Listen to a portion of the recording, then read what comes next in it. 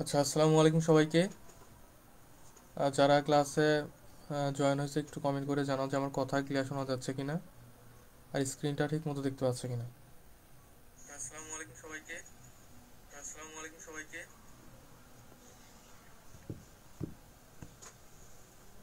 যারা ক্লাসে যুক্ত আছে একটু কমেন্ট করে জানাও যে আমার কথা ক্লিয়ার শোনা যাচ্ছে কিনা। হ্যাঁ, আর স্ক্রিনটা ঠিক মতো দেখতে পাচ্ছে কিনা। যদি সব ঠিক থাকে, সব ক্লিয়ার থাকে, তাহলে আমরা ক্লাসটা শুরু করে দিব। হ্যাঁ। আহ,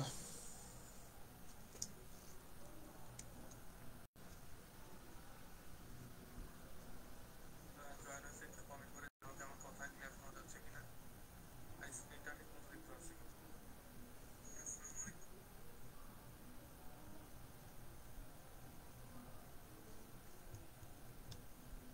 তো আচ্ছা, একটু কমেন্ট করে জানাও আর স্ক্রিনটা ঠিক মতো দেখতে পাচ্ছে কিনা। যদি সব ঠিক থাকে।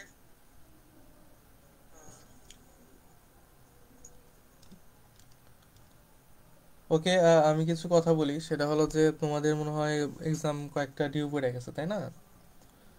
কয়েকটা এক্সাম মনে হয় আমাদের একটু আচ্ছা, ঠিক আছে, সব ক্লিয়ার আছে, তাহলে আমরা ক্লাস শুরু করি। যাক, আমি একটু কথা বলি, সেটা হলো যে তোমাদের মনে হয় কয়েকটা এক্সাম একটু ডিউ পড়ে গেছে। সাধারণ জ্ঞান, আবার আমাদের ডেইলি এক্সামগুলো, হ্যাঁ, লাস্ট ডিভিশন ব্যাচের। তো আমার একটু এক্সাম ছিল, তো এই জন্য আসলে আমি একটু ব্যস্ত ছিলাম। এখন আপাতত ফ্রি আছি, ইনশাল্লাহ আমি কালকে ইনশাল্লাহ 2-3টা এক্সামে লিখে একবারে দিয়ে দিবা। হ্যাঁ, তোমরা এক্সাম দিয়ে ফেলবা, যেহেতু তোমরা সবাই পড়ছোই, তো পড়া তো আর বাদ রাখো নাই, তাই না? ওকে। আর ইনশাল্লাহ এখন থেকে বাকি মানে পরবর্তী এক্সামগুলো আমাদের আসলে ফিক্স টাইমে হবে।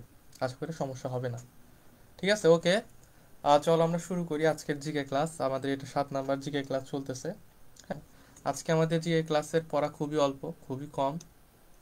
আমরা টুকটাক করে আগাচ্ছি। আর তার চাইতে বড় কথা হলো আমরা অনেক বেছে বেছে পড়তেছি, তাই না? যেটা ইম্পর্টেন্ট সেই সবই শুধু পড়তেছি। ওকে,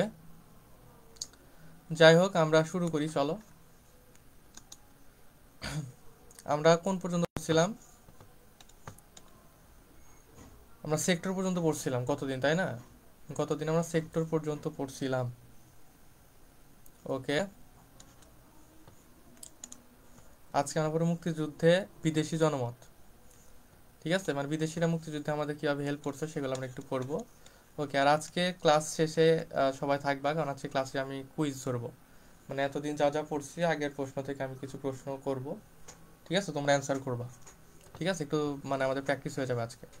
ওকে, দেখো তাহলে আমরা পড়া শুরু করি। মুক্তিযুদ্ধে বিদেশি জনমত। ঠিক আছে, মুক্তিযুদ্ধে বিদেশি জনমত। ওকে, প্রথমে কি বলছে দেখো, যে সাইমন ড্রিং। সাইমন ড্রিং কি করছে? ডেইলি টেলিগ্রাম সাইমন ড্রিং কে ছিল? সে ছিল ডেইলি টেলিগ্রাম পত্রিকার সাংবাদিক। কোন পত্রিকা ভাইয়া? Daily Telegram. ঠিক আছে, ডেইলি টেলিগ্রাম একটা বিদেশি পত্রিকা ছিল, সেই পত্রিকার সাংবাদিক ছিল। এবং তিনি কি মুক্তিযুদ্ধের সর্বপ্রথম সংবাদ সংগ্রহ করে প্রকাশ করেন। তার মানে যদি বলে যে বিদেশে সর্বপ্রথম সংবাদ প্রকাশ করে কে, সেটা হবে কে? Simon ring. ঠিক আছে, ওকে। এবং কোন পত্রিকা সেটা? সেটা হলো ডেইলি টেলিগ্রাম পত্রিকা। ঠিক আছে, এটা মনে রাখা লাগবে, খুব ইম্পর্টেন্ট। এই মুক্তিযুদ্ধের বিদেশি জন্মতে এটা সব, যতগুলো ইনফরমেশন আমি এখানে অ্যাড করছি সবগুলো ইম্পর্টেন্ট, সবগুলাই কিন্তু 3 স্টার টপিক। হ্যাঁ, তারপরে দেখো অ্যান্থনি মাসকারেনহাস। ঠিক আছে, অ্যান্থনি মাসকারেনহাস। তিনি কি করছে দেখো, দে সানডে টাইমস পত্রিকার সাংবাদিক ছিল। তিনি ঢাকার গণহত্যার তথ্য দিবা সবকিছু তথ্য মিলে একটা বই রচনা করে। ঠিক আছে, সে মানে সেই বইয়ের শিরোনামটা ছিল হলো গেনোসাইড।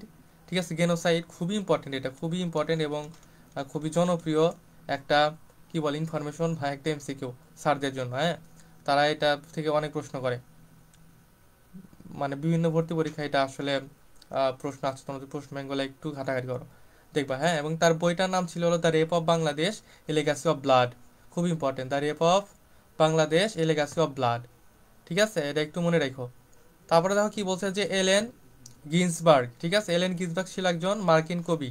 এলেন গিন্সবার্গ, হ্যাঁ, তার রচিত একটা বই ছিল সেপ্টেম্বর অন যশোর রোড। এটাও খুব ইম্পর্টেন্ট। ঠিক আছে, এখানে তোমার হলো কবির নামটা লাগবে, যে সেপ্টেম্বর অন যশোর রোড, এই বইটি লিখেছেন কে বা রচয়িতা কে, সেটা হলো কে কে? অ্যালেন গিন্সবার্গ, ঠিক আছে। তিনি কোন দেশের কবি ছিলেন? মার্কিন কবি ছিলেন, খুব ইম্পর্টেন্ট। ঠিক আছে, আমাকে যদি বলো যে সবগুলা যতটুকু আমরা পড়লাম এই সবটির ভেতরে ইম্পর্টেন্ট কোন, সেটা আমি বলবো যে এলেন গিন্সবার্গ। সবগুলো ইম্পর্টেন্ট, কিন্তু তার ভিতরে যদি টপে রাখতে বলো সেটা আমি বলবো যে সেপ্টেম্বর যশোর রোড এটা হলো সবচেয়ে বেশি ইম্পর্টেন্ট। ঠিক আছে, ওকে। তারপরে দেখো কি বলছে যে মুক্তিযুদ্ধের সময় পক্ষে ছিল ভারত এবং সোভিয়েত ইউনিয়ন। ঠিক আছে, ভারত এবং সোভিয়েত ইউনিয়ন, ওকে। ভারত তো আমাদের পক্ষে থাকবে, তাই না? এখন তাদের ভারতের আমাদের পক্ষে থাকার পেছনে আসলে অনেক ইতিহাস আছে। এখানে পজিটিভিটির চাইতে নেগেটিভিটি অনেক বেশি। ঠিক আছে, যেখানে আমরা আসলে ইতিহাসে জানি না, বলা হয় না। ওকে, তারপর কি বলছে যে জাতিসংঘের নিরাপত্তা পরিষদের মোট 3বার উত্থাপিত হয়। কি উত্থাপিত হয় ভাইয়া? যে যুদ্ধের বিরতির জন্য। ঠিক আছে, যুদ্ধের বিরতি মানে চাইছিল যে যুদ্ধ যেন বিরতি হয়। এর জন্য জাতিসংঘ নিরাপত্তা পরিষদে মোট কয়বার এই প্রস্তাব দেওয়া হয়? মোট 3বার যুদ্ধ বিরতির কথা, হ্যাঁ। তারপর দেখো বলছে যে ফরাসি সাহিত্যিক আদ্রে মায়ারা, কি নাম? আদ্রে মায়ারা, বা অনেক জায়গায় দেখবে আন্দ্রে মায়ারা। আদ্রেও থাকতে পারে বা আন্দ্রেও থাকতে পারে, হ্যাঁ। যেটাই থাকুক, আদ্রে মায়ারা বা আন্দ্রে মায়ারা যুদ্ধে অংশগ্রহণের আগ্রহ প্রকাশ করে। তাহলে দেখো যে যুদ্ধের ভয়াবহতা এতটাই ছিল যে একজন ফরাসি সাহিত্যিক বা একজন কবি, সে যখন আম, বিভিন্ন পত্রিকায় বা বিভিন্ন সংবাদ মাধ্যমে সে যখন জানলো বাংলাদেশের এই মুক্তিযুদ্ধের ভয়াবহতার কথা, তখন সে নিজেই আগ্রহ প্রকাশ করে বসলো যে আমি কি করব, সেই যুদ্ধে অংশগ্রহণ করবো। এরকম মানে এই যে আমরা যেমন ফিলিস্তিন আর ইসরায়েলের যুদ্ধ দেখি, ঠিক আছে, ফিলিস্তিনিদের উপরে যে এরকম হত্যাকাণ্ড চালায়, আমরা আমরা তো এখান থেকে আগ্রহ প্রকাশ করি, তাই না, যে আমরা ফিলিস্তিনি হয়ে যুদ্ধ করতে চাই, আগ্রহ প্রকাশ করি এক ধরনের। ঠিক সেম ভাবে ফরাসি একজন সাহিত্যিক ছিল, তার নাম কি ছিল? আদ্রে মায়ারা বা আন্দ্রে মায়ারা। সে কি চাইছিল? যে 1971 সালে বাঙালিদের হয়ে যুদ্ধে অংশগ্রহণ করবে। ঠিক আছে, ওই তারপর দেখা বলছে যে মাদার মারিও ভ্যারেঞ্জি, তিনি একজন ইতালি নাগরিক। ঠিক আছে, মুক্তিযুদ্ধের সময় শহীদ হওয়া বিদেশি নাগরিক, খুব ইম্পর্টেন্ট এটা। ঠিক আছে, খুবই ইম্পর্টেন্ট, এটাও আমি একটু অন্য কালিতে দাগায় দেই। ঠিক আছে, আমি এর আগে বলছিলাম না যে আমাদের মুক্তিযুদ্ধে একজন বিদেশি নাগরিকও আছে। ঠিক আছে, এবং সে কি হয়েছিল? শহীদ হয়েছিল। তার নাম কি? মাদার মারিও, খুব ইম্পর্টেন্ট, হ্যাঁ, মাদার মারিও ভেরেঞ্জিটা মনে রাখি, অনেক সময় মাদার মারিও না দিয়ে শুধু ভেরেঞ্জি নামটা দিতে পারে। সে কোন দেশের নাগরিক ছিল ভাইয়া? ইতালির নাগরিক ছিল। মাদার মারিও ভেরেঞ্জি ইতালিক নাগরিক, মুক্তিযুদ্ধের সময় শহীদ হওয়া বিদেশি নাগরিক। ঠিক আছে, তাহলে বলবে মুক্তিযুদ্ধে শহীদ হয়েছিল কে? ঠিক আছে, মাদার মারিও, বা বলতে পারে যে কোন দেশের নাগরিক মুক্তিযুদ্ধের সময় শহীদ হয়? কি হবে? ইতালি নাগরিক। ঠিক আছে, ওকে।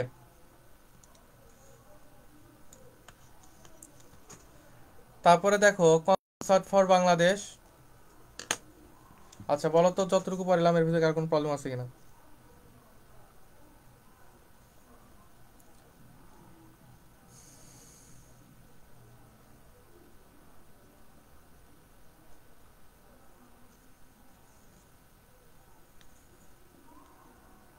আমি একটু কমেন্ট পড়ি, হ্যাঁ।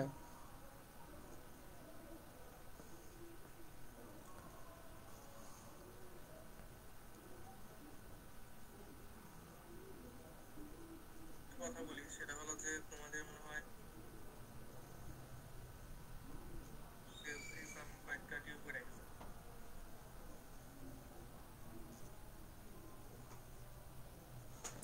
ওকে, ঠিক আছে, তারপর দেখো আমরা যাই কনসার্ট ফর বাংলাদেশ।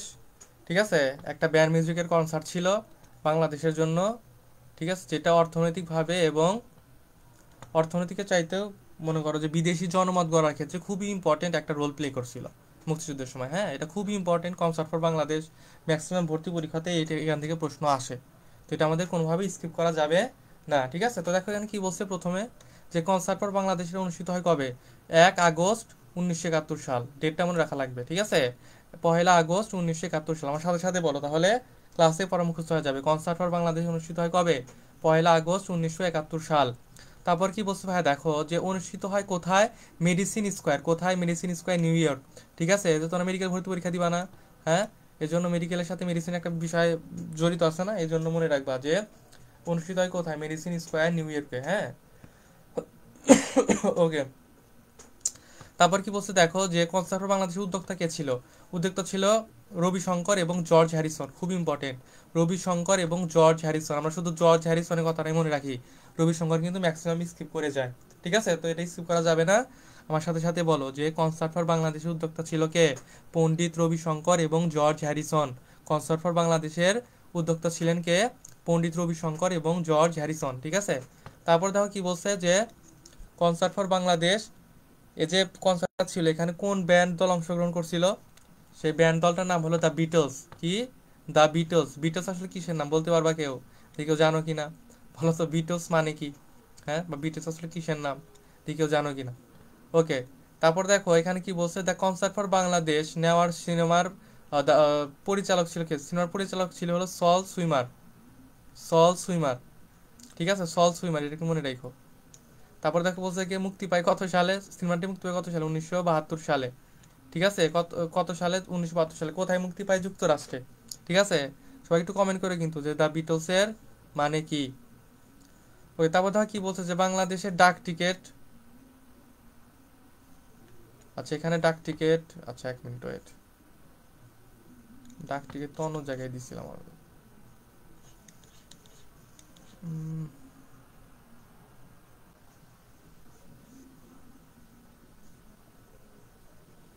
আচ্ছা এটা এখানে হওয়ার কথা ছিল, হ্যাঁ যাই হোক। আচ্ছা যাই হোক, আমরা পড়ি, সমস্যা নাই। দেখো বলছে বাংলাদেশের প্রথম ডাক টিকিট কত সালে প্রকাশিত হয়? কত তারিখে প্রকাশিত হয়? 19 জুলাই, সরি 29 জুলাই 1971 সাল। ঠিক আছে, 29 জুলাই 1971 সালে বাংলাদেশের প্রথম ডাক টিকিট প্রকাশ পায়। যদি বলে প্রথম, এখানে কিওয়ার্ডটা কি? বাংলাদেশের প্রথম ডাক টিকিট কবে প্রকাশিত হয়? আর যদি বলে যে স্বাধীনতার পর, স্বাধীনতার পর প্রথম স্মারক ডাক টিকিট কবে প্রকাশিত হয়? সেটা হবে কবে? 21শে ফেব্রুয়ারি 1972 সাল। ঠিক আছে, স্বাধীনতার পরে বলে সেটা 21শে ফেব্রুয়ারি 1972 সাল। স্বাধীনতার পরে বলে সেটা 21শে ফেব্রুয়ারি 1972 সাল। আর যদি বাংলাদেশের প্রথম ডাক টিকিট কবে প্রকাশিত হয়? সেটা হলো 29শে জুলাই 1971 সাল। হ্যাঁ, ওকে, তারপরে দেখো বলছে আহ, আচ্ছা দেখো তারপর বলছে কি যে এই প্রথম বাংলাদেশের প্রথম যে ডাক টিকিট ছিল সেটা ডিজাইনার কে ছিল? বিমান মল্লিক। খুব ইম্পর্টেন্ট এটা। হ্যাঁ, এটাও দেখবা যে অনেক অ্যাডমিশনে আসছে, অনেক অ্যাডমিশন পরীক্ষা আসছে, এটা বারবার আসছে। ঠিক আছে, বাংলাদেশের প্রথম ডাক টিকিটের ডিজাইনার কে? সেটা হলো বিমান মল্লিক। ঠিক আছে, বিমান মল্লিক। ওকে, এটি প্রকাশ করেন কোন সরকার? মুজিবনগর সরকার। ঠিক আছে, এটি প্রকাশ করেন কোন সরকার? মুজিবনগর সরকার, এটা একটু মনে রাখো। ওকে, তারপরে আসো, আর একটু কিছু এক্সট্রা ইনফরমেশন আছে এখানে, খুব ইম্পর্টেন্ট সেগুলো। ঠিক আছে, যেটা আমরা প্রথমে বললাম যে স্বাধীনতার পর প্রথম স্মারক ডাক টিকিট প্রকাশিত হয় কত কত তারিখে? 21শে ফেব্রুয়ারি 1972 সাল। ঠিক আছে, এবং স্বাধীনতার পর যে ডাক টিকিটটা প্রকাশিত হয়, এই ডাক টিকিটের ডিজাইনার কে ছিল? এই ডাক টিকিটের ডিজাইনার ছিল বিপি চিটনিস। কে ছিল? বিপি চিটনিস। ঠিক আছে, বিপি চিটনিস। ওকে, তারপরে দেখো নিচে আসো, তারপর একটা আসো, দেখো কি বলছে, 14ই ডিসেম্বর শহীদ বুদ্ধিজীবী দিবস ঘোষণা করেন কে? তাজউদ্দিন আহমদ। আমরা শুধু জানি যে 14ই ডিসেম্বর শহীদ বুদ্ধিজীবী দিবস, এতটুকু জানি, কিন্তু না, এই শহীদ বুদ্ধিজীবী দিবস আসলে ঘোষণা করেন কে সেটা আমাদের জানা লাগবে। সেটা কে? তাজউদ্দিন আহমদ। ঠিক আছে, এটা কিন্তু খুব ইম্পর্টেন্ট একটা এমসিকিউ, খুব ইম্পর্টেন্ট একটা ইনফরমেশন, মনে রাখা লাগবে। ঠিক আছে, ওকে। ওকে, তারপর দেখো বলছে যে প্রথম শহীদ বুদ্ধিজীবী স্মৃতিসৌধের স্থপতি কে? প্রথম শহীদ বুদ্ধিজীবী স্মৃতিসৌধ। ঠিক আছে, শহীদ মিনার আছে না? শহীদ মিনার কি? শহীদদের একটা শহীদ মিনার। ঠিক আছে, ঠিক সেম ভাবে বুদ্ধিজীবীদের একটা স্মৃতিসৌধ আছে। ঠিক আছে, তাহলে প্রথম শহীদ বুদ্ধিজীবীদের স্মৃতিসৌধের স্থপতিকে? স্থপতি হলো মোস্তফা আলী কুদ্দুস। খুব ইম্পর্টেন্ট, মোস্তফা আলী কুদ্দুস। খুব ইম্পর্টেন্ট, নামটা মনে রাখা লাগবে। আমার সাথে সাথে বলো যে প্রথম শহীদ বুদ্ধিজীবী স্মৃতিসৌধের স্থপতিকে? প্রথম শহীদ বুদ্ধিজীবী স্মৃতিসৌধের স্থপতি হলো মোস্তফা আলী কুদ্দুস। মোস্তফা আলী কুদ্দুস। ঠিক আছে, মোস্তফা আলী কুদ্দুস। ওকে, তারপরে দেখো বলছে যে ভারত বাংলাদেশ যৌথ বাহিনী গঠিত হয় কত তারিখে? 29 নভেম্বর, সরি 21শে নভেম্বর 1971 সাল। ঠিক আছে, 21শে নভেম্বর 1971 সাল। ঠিক আছে, আচ্ছা একটু ওয়েট করো, আমি একটু পানি খাই।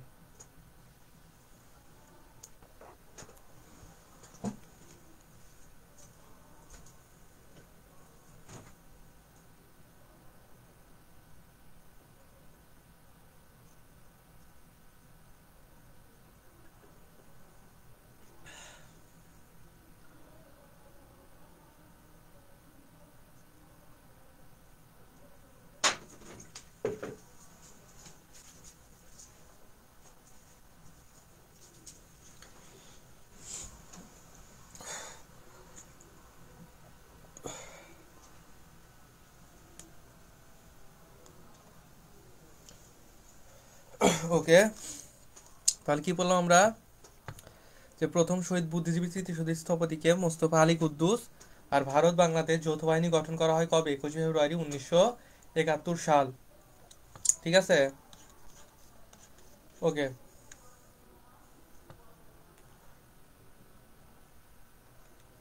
দেখো তারপর বলছে যে মুক্তিযুদ্ধ ভিত্তিক জাদুঘর বিজয়কেতন। বিজয়কেতন এটা কোথায় অবস্থিত? ঢাকা সেনানিবাসে।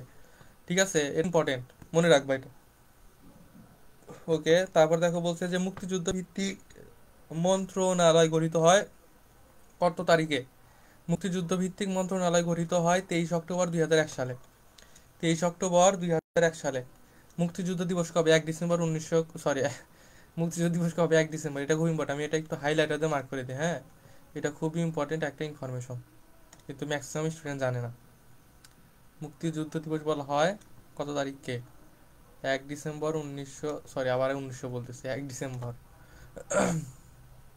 ঠিক আছে, আমি একটু বক্স করে দিই। আচ্ছা, এ কি করলাম? হাইলাইটার করার জন্য দেখা যেতেছে না। আচ্ছা, আমি বক্স করে দিই সরাসরি, হ্যাঁ।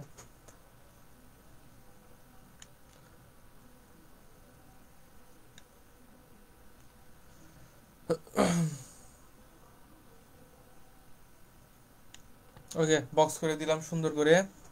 ঠিক আছে, যদিও তেরা বেঁকা হয়েছে তারপরেও সুন্দর। আচ্ছা দেখো, তারপরে আসি পাকিস্তানি বাহিনীর আত্মসমর্পণ। ঠিক আছে, যদিও আমি এখানে সিকোয়েন্সটা আত্মসমর্পণ রাখছি, কিন্তু মুক্তিযুদ্ধ কিন্তু আমাদের শেষ হয় নাই। ভিতরে আরো অনেক ইনফরমেশন বাদ আছে। বিশেষ করে বীরশ্রেষ্ঠ আমরা এখনো পড়ি না। বীরশ্রেষ্ঠ মানে বীরশ্রেষ্ঠ, বীর উত্তম, বীর বিক্রম, এগুলো আমরা এখনো পড়ি নাই, তাই না? আমরা এগুলো পড়বো। আরো কিছু অপারেশন অপারেশন বাদ আছে, যেগুলো আমরা আগে রাইখে আসছি, বলছি যেগুলো আমরা পরে পড়বো, হ্যাঁ। তো আজকে আমরা আপাতত দেখো আত্মসমর্পণটা পড়ি। ওকে, দেখো পাকিস্তানি বাহিনী আত্মসমর্পণ। এখানে কি বলছে যে কত তারিখে? 16 ডিসেম্বর 1971 সালে, তো আমরা সকলেই জানি। ঠিক আছে, এখন বাংলা তারিখটা মনে রাখো, বাংলা সালটা মনে রাখো, কত সাল? 1378 সাল। ঠিক আছে, এবং 16 ডিসেম্বর কি বার ছিল ভাইয়া? রবিবার ছিল। খুব ইম্পর্টেন্ট, এগুলো কিন্তু আসতে পারে, বিশেষ করে 21 ফেব্রুয়ারি আর 16 ডিসেম্বর, কোনটা কি বার ছিল? আচ্ছা বলো তো, আমরা কিন্তু 21 ফেব্রুয়ারি পড়ে আসছি, তাই না? আমি কিন্তু পড়াইছিলাম ওইটা, যে 21 ফেব্রুয়ারি কি বার ছিল। দেখি কার কার মনে আছে। যার যার মনে আছে একটু কমেন্ট করো, যে 21 ফেব্রুয়ারি কি বার ছিল। আচ্ছা দেখো, তারপর কি বলছে যে যৌথ বাহিনীর পক্ষে স্বাক্ষর করেন কে? যৌথ বাহিনী গঠন করা হলো কবে? 21 নভেম্বর 1971 সাল, তাই না? তাই তো বললাম, হ্যাঁ, 21 নভেম্বর 1971 সাল। ঠিক আছে, মাত্র কয়েকদিনে যৌথ বাহিনী গঠন করে, মাত্র কয়েকদিন যুদ্ধ করলো, তারপরে কোন স্বাধীনতা পাই গেলাম, তাই না? ওকে, তারপর দেখো কি বলছে যে যৌথ বাহিনীর পক্ষে স্বাক্ষর করেন কে? জগজিৎ সিং অরোরা। খুবই ইম্পর্টেন্ট, আমরা এই নামটা কিন্তু ছোট থেকে পড়ে আসতেছি, তাই না? আমাদের বাংলাদেশের বিশ্ব পরিচয় কিন্তু এই নামটা ছিল, সে ক্লাস 6-7 থেকে পড়ে আসতেছি। আচ্ছা, তারপর কি বলছে যে বাংলাদেশের পক্ষ থেকে নেতৃত্ব দেন কে? এই যে আত্মসমর্পণ অনুষ্ঠান হইলো, এই আত্মসমর্পণ অনুষ্ঠানে বাংলাদেশের পক্ষ থেকে নেতৃত্ব দেন A.K. খন্দকার। ঠিক আছে, A.K. খন্দকার। তারপরে কি বলছে কি ভারত থেকে আত্মসমর্পণ দলি নিয়ে আসেন কে? ভারত থেকে আত্মসমর্পণ দলি নিয়ে আসেন ও জেনারেল জ্যাকব। খুবই ইম্পর্টেন্ট একটা নাম, জেনারেল জ্যাকব। ঠিক আছে, ভারত থেকে আত্মসমর্পণ দলি নিয়ে আসেন কে? General Jacob. তারপর কি বলছে দেখো, যে আত্মসমর্পণকালীন ঢাকায় জাতিসংঘের প্রতিনিধি উপস্থিত ছিলেন কে? পল মার্ক হেনরি। এটা কিন্তু আমরা অনেকেই পড়ি না বা জানি না, কিন্তু এটা একটা ইম্পর্টেন্ট ইনফরমেশন, হ্যাঁ। এটা আমি দেখলাম যে বিভিন্ন ভর্তি পরীক্ষায় আসছে। যে আত্মসমর্পণকারী ঢাকা জাতীয় সংঘের প্রতিনিধি কে ছিলেন? সে ছিল পল মার্ক হেনরি। ঠিক আছে, ওকে। তারপর দেখো কি বলছে যে পাকিস্তানি বাহিনী আত্মসমর্পণ করেন কবে? সেটা হলো 19 ডিসেম্বর 1971 সাল। তার মানে 16 ডিসেম্বর আত্মসমর্পণ করেন, কিন্তু অস্ত্র সমর্পণ করেন কবে? সেটা হলো 19 ডিসেম্বর 1971 সাল। এটা কিন্তু অনেকে যারা জানে না তারা ভুল করে। তারা ভাবে যে যেহেতু 16 ডিসেম্বর আত্মসমর্পণ করছে, তাহলে হয়তো 16 ডিসেম্বরেই অস্ত্র সমর্পণ করে। অপশনে 16 ডিসেম্বর থাকলে 16 ডিসেম্বর দাগায় দিয়ে আসে, হ্যাঁ। কিন্তু না, যদি বলে আত্মসমর্পণ কবে, সেটা 16 ডিসেম্বর। যদি বলে অস্ত্র সমর্পণ কবে করে, সেটা হলো 19 ডিসেম্বর 1971 সাল। বলো তো এটুকুর ভিতরে কার কোনো প্রবলেম আছে কিনা?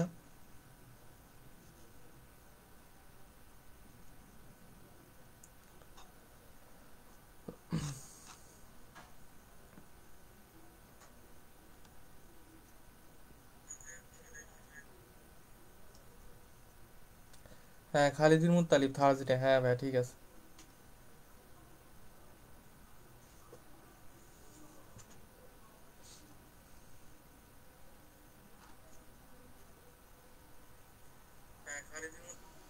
আচ্ছা ঠিক আছে, চলো তাহলে আমরা একটু কুইজ শুরু করি আজকে। হ্যাঁ, আমি প্রশ্ন ধরবো, একদম প্রথম থেকে যা যা পড়াইছি সবগুলো পরে আমি প্রশ্ন ধরবো।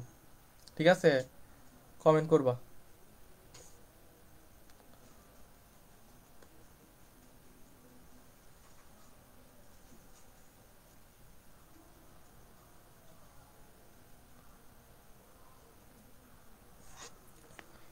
আচ্ছা ওইটা আমি নতুন একটা পেজ নেই।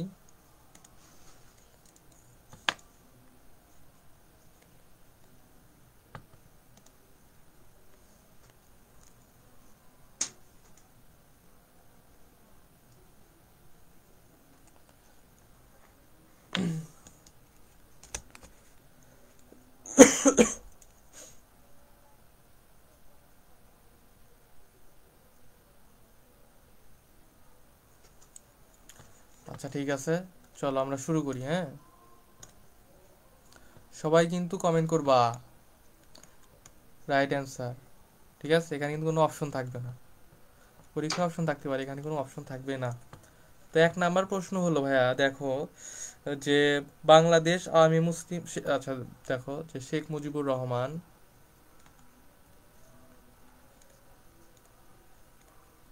শেখ মুজিবুর রহমান কত সালে আওয়ামী মুসলিম লীগের সভাপতি নির্বাচিত হন? সবাই কমেন্ট করবা সভাপতি। আচ্ছা এটা এক নাম্বার। হ্যাঁ, আমি জাস্ট প্রশ্নগুলো লেখা যায়, তোমরা নাম্বার দিয়ে দিয়ে ই করবা, কমেন্ট করবা। ক্লিয়ার? যে এক নাম্বারের অ্যান্সার এটা, দুই নাম্বার অ্যান্সার এটা। এটা এক নাম্বার। হ্যাঁ, শেখ মুজিবুর রহমান কত সালে আওয়ামী মুসলিম লীগের সভাপতি নির্বাচিত হন? নির্বাচিত হন। আমি কিন্তু কমেন্ট পড়বো, দেখবো কে পড়তেছো ঠিক মতো, কার রেসপন্স কেমন। ঠিক আছে, ওকে। তারপরে হলো যে উম, ভাষা শহীদ আব্দুল আওয়াল পেশায় কি ছিলেন? ভাষা শহীদ আব্দুল আওয়াল পেশায় কি ছিলেন?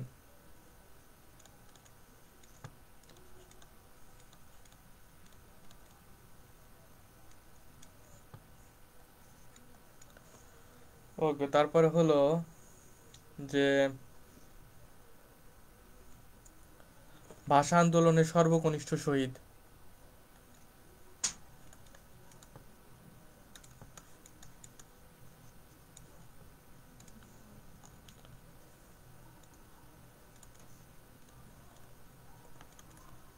ভাষা আন্দোলনের সর্বকনিষ্ঠ কনিষ্ঠ শহীদ কে? ঠিক আছে।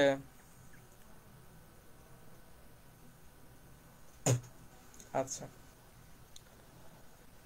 তারপরে আর কি প্রশ্ন দেওয়া যায়? তোমরা অ্যান্সার করতে থাকো। হ্যাঁ,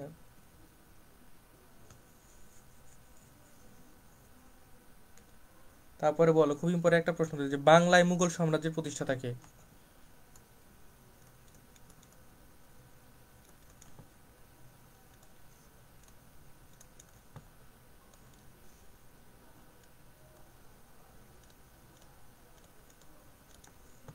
বাংলায় মুঘল সাম্রাজ্যের প্রতিষ্ঠাতা কে?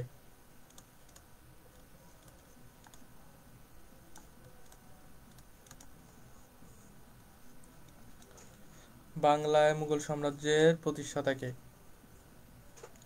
তারপরে দিল্লি সিংহাসনের প্রথম মুসলিম নারী কে? দিল্লি সিংহাসনের প্রথম মুসলিম নারী কে?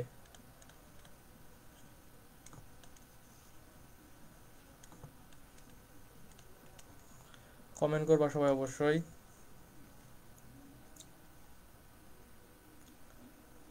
হুম,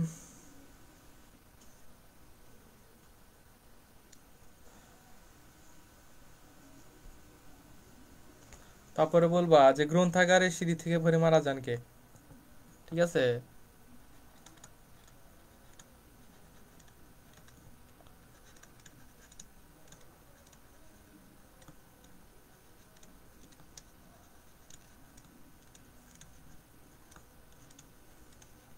আচ্ছা, আমার হাতের লাই কিন্তু খারাপ, এই জন্য আমি বরাবরই সরি বলে আসতেছি তোমাদেরকে, আবার আমি সরি প্রকাশ করতেছি, হ্যাঁ।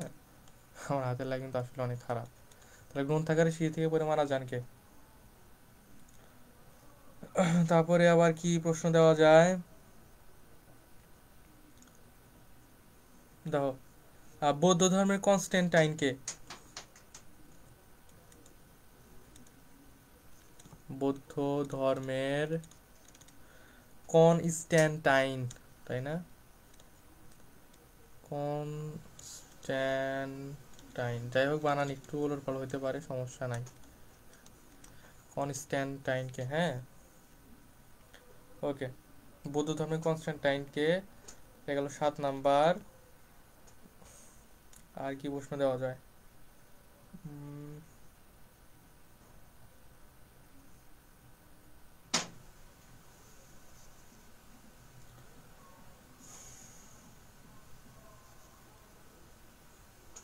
6 দফা আন্দোলনের প্রথম শহীদ কে? 6 দফা আন্দোলনের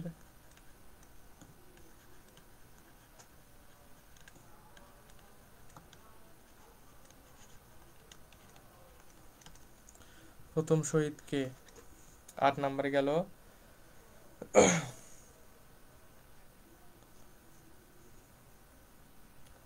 তারপরে বলো যে আগরতলা মামলায় মোট আসামি কয়জন?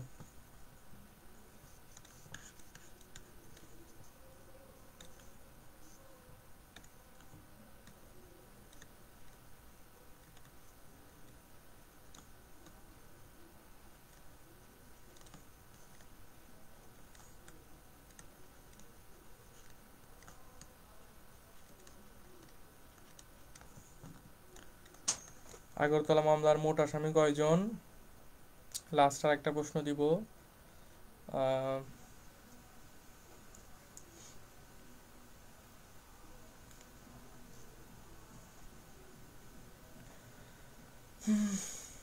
কি দেওয়া যায়?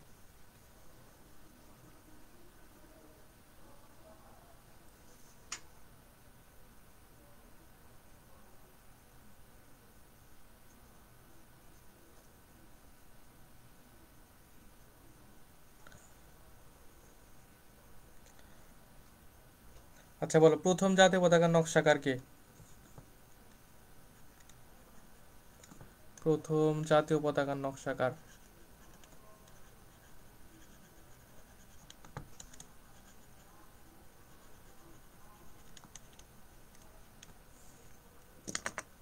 ঠিক আছে, ওকে, সবাই কমেন্ট করো। 10টা প্রশ্ন দিছি, আমি একটু জুম আউট করে দেই যাতে সবাই দেখতে পারে প্রশ্নগুলা। ঠিক আছে, দেখে অ্যান্সারগুলো করো।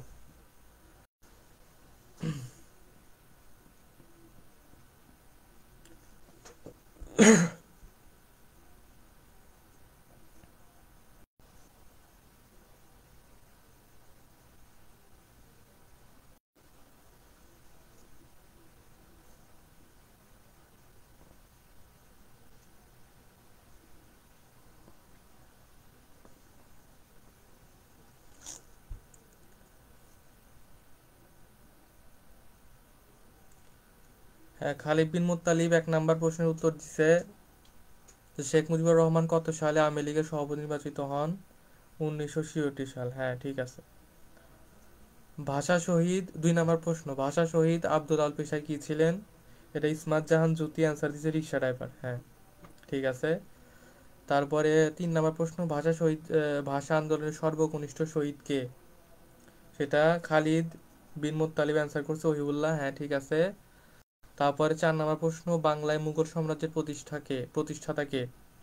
হ্যাঁ, খালিদ বিন মুত্তালিব, সম্রাট আকবর, ঠিক আছে। ঠিক আছে, অনেকে কিন্তু বাবর লেখে, না বাবর না, বাংলায় বললে সম্রাট আকবর হবে, হ্যাঁ।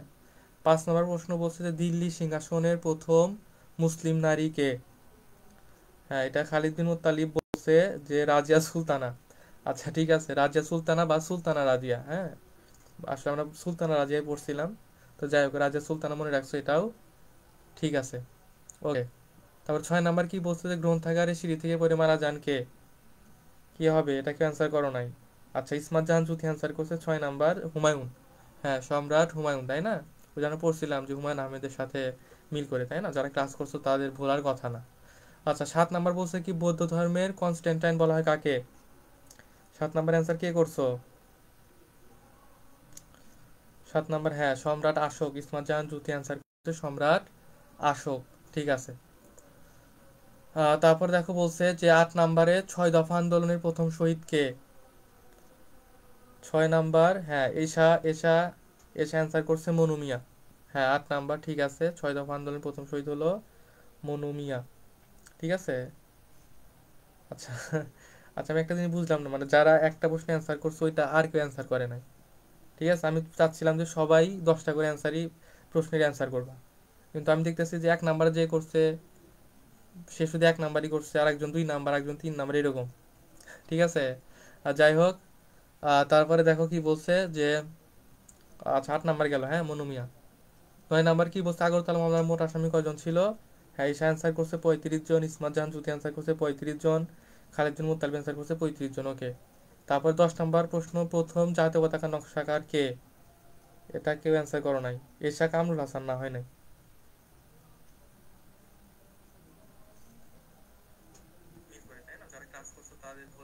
এটা হবে শিবনারায়ণ দাস। হ্যাঁ, প্রথম জাতীয় পতাকা নকশাকার হলো শিবনারায়ণ দাস।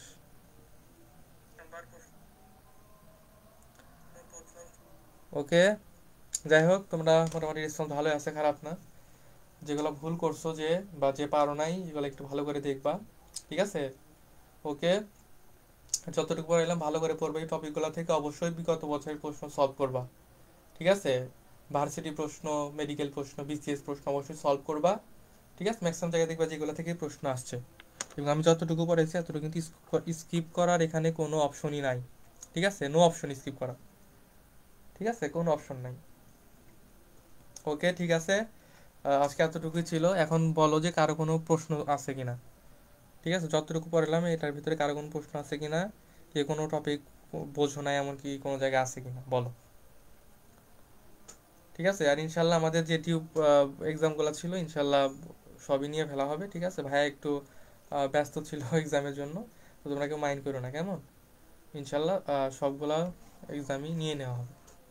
পড়তে থাকো, হ্যাঁ পড়া বাদ রাখবা না, এক্সাম একটু টাইম লেট হইতে পারে, এক্সাম হবে অবশ্যই হবে। সেই জন্য পড়া কখনো ডিউ রাখবা না, পড়া চালায় যাবা। একটা পড়া শেষ আবার একটা পড়া শুরু করবা। ঠিক আছে। আচ্ছা ঠিক আছে। আশা করি কারো কোনো সমস্যা নাই।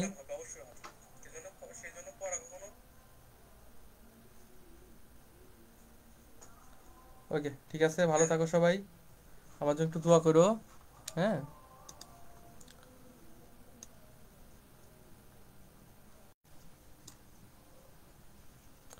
ওকে, আল্লাহ হাফিজ সবাইকে।